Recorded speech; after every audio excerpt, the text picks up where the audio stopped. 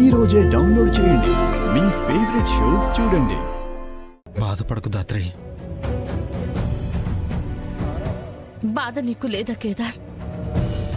అందరిలో అలా అవమానిస్తుంటే, బిడ్డలు కనే బాక్యమే మనలో లేదంటుంటే, ఏదో లోపం మనలో ఉందంటుంటే, అసలు మనుషుల్లానే ప్రవర్తించకపోతుంటే మనసు చువుక్కుమన్నదా? బాధ ఉండదా? ఉంటుంది దాత్రి. కానీ మనకి సంబంధం లేని మనుషులు వాళ్ళ మాటల్ని మన మనసులోకి తీసుకోకూడదు. మనమేంటో మన మనసుకి తెలుసు కదా, ఎందుకు మనం పిల్లల్ని వద్దనుకుంటున్నామో. దాత్రి, బిడ్డని కనాలని మనకి ఉంది కదా. వాళ్ళు నీ తండ్రి ఎవరు అని అడిగితే చెప్పుకోలేకనే కదా మనం ఆగుతున్నాం. మా తాత ఎవరని చెప్పుకోలేని పరిస్థితి అనే కదా. నేను ఇంటి వారసునని అందరికీ తెలిసిన తర్వాతే, నిజాలు నిరూపించిన తర్వాతే బిడ్డని కందాము అనుకున్నాం. నిజమే, కానీ అలాంటి సూటిపోటి మాటలనే వాళ్ళు మనకెదురవుతూనే ఉంటారు.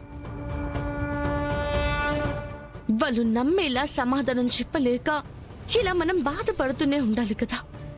లేదు దాత్రి, ఇంకా నా స్వార్థం కోసం నిన్ను అవమానాల పాలు చేయలేను.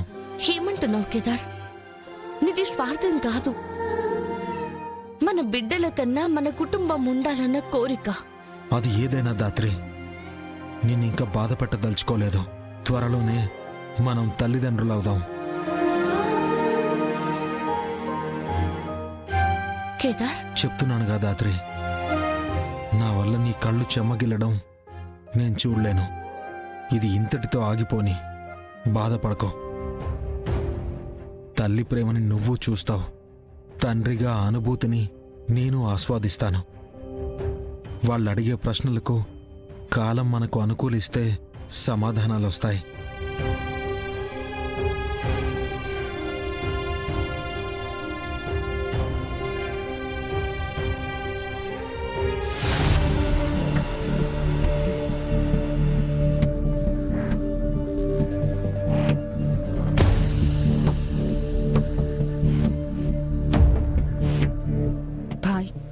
యువరాజ్ వైఫ్ దొరికింది.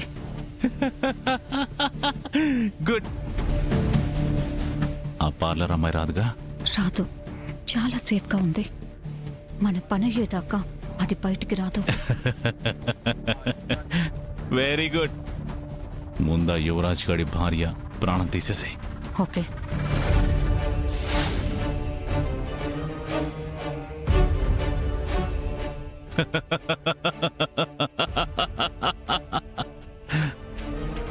రే యువరాజ్, నేను చెప్పిన పనినే చెయ్యను అనేంత ధైర్యం నీకు వచ్చింది కదా.